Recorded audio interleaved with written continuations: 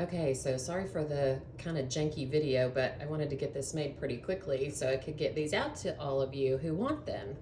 So what you're gonna get is all of the fabric and the wreath base in your kit. The only thing that you're gonna need is a pair of scissors, and that's just to kind of trim it up after you've made the wreath. But each wreath has 1, 2, 3, 4, 5, 6 sections. 1, 2, 3, 4, 5, 6 sections times 2. And the way that you're gonna calculate it is you're gonna do 2 sets of 7 on the inner ring and 3 sets of 7 on the outer ring. And it's totally up to you. Sometimes I rotate back and forth and I'll do all of the inner ring first and then I'll do all of the outer ring second. And then at other times I want to do an inner and an outer, inner, outer, inner, outer. Totally up to you how your brain works. So all you're going to do is take your fabric and tie it on. There's no fancy way.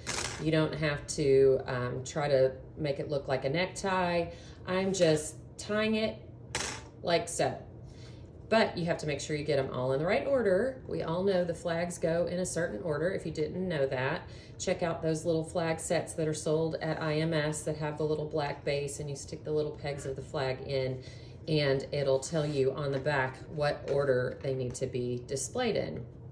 So I'm just gonna go around and tie this first bunch, green, white, blue, checkered, and then red, black, yellow. And you'll see on this checkered, the way that I cut my fabric, I like to go back and trim the wreath after, kind of like giving it a haircut. So I won't trim this off when I'm measuring all my strips. I'll just go back and cut that as I'm trimming it after it's complete. And same with some of the other solids. They may have the frayed edges showing from the raw bolt of fabric, but the way that I cut it en masse with a rotary cutter, and the lengths are just perfect if I don't mess with it beforehand. And that way we can just trim it up after we get it all on the wreath base. So here we have one set of the 7 colors, like so. And then you'll notice on the back, it's just all of the knots. And so I'm gonna scooch this over as I add a second section here. And then when I go to the top, they'll be even tighter because they'll have 3 groups of 7 there. And then that is what is gonna make your lovely wreath. And afterwards, when you go to, and I'll show you a completed little snippet of this too, but when you go to hang it, or after you've, sorry, my video is wonky. Excuse me, after it's finished or after you've stored it and for next season, you'll just want to take it out of the box, hold it upside down to where the knots are showing, kind of fluff all of that down, and then just shake it really hard to get it to all fluff out again. So there you go. Happy wreath making.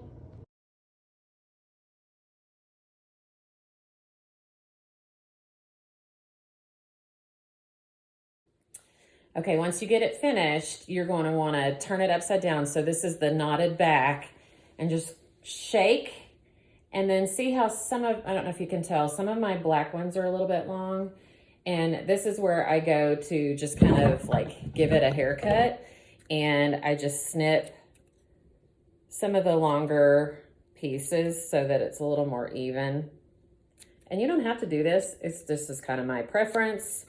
Sometimes the way the bolt is folded, it doesn't cut the same, which y'all probably don't care about that. But anyway, some of these black ones are a little bit long and these scissors are dull.